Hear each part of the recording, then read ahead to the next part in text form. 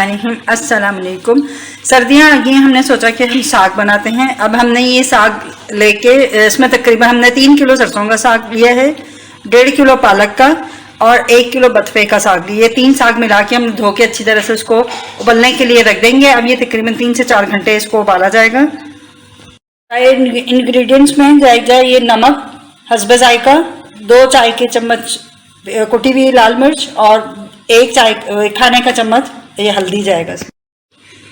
2 लहसुन की ये कलियां इस तरह से हम डालेंगे, छील के इनको साबुत ही डाल देंगे इसमें, ताकि साथ उबलने में साथ ही गल जाए। और इसमें जाएगी तकरीबन 20 से 25 हरी मिर्चें, आप अपने टेस्ट के हिसाब से कम ज़्यादा कर सकती हैं।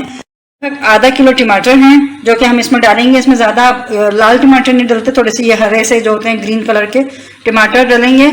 और ये बेसन तकरीबन इतने साग के अंदर 3 से 4 चम्मच जाएंगे।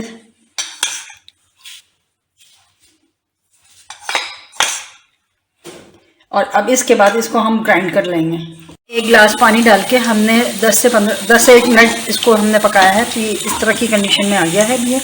अब हम 1 कप ऑयल में ये तकरीबन 4 से 5 कलियाँ जो थी लहसुन की थी, अब इसको हमने गोल्डन ब्राउन होने तक इसको भंगार करना है। इसके ऊपर भंगार करना है। ये गोल्डन ब्राउन होने पे हमने ये तकरीबन 10-12 लाल मिर्चें हैं साबुत, वो डालनी है।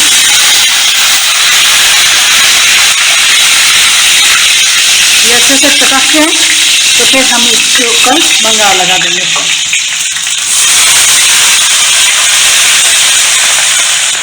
मशीन कर देंगे। तो ये हमारा मज़ेदार सा साग तैयार हो जाएगा। हमारा गर्मा गर्म साग तैयार, सरसों का साग तैयार है। इसको मक्खन के साथ खाएं, चपाती या चावल के साथ भी बहुत मज़े का लगता है ये।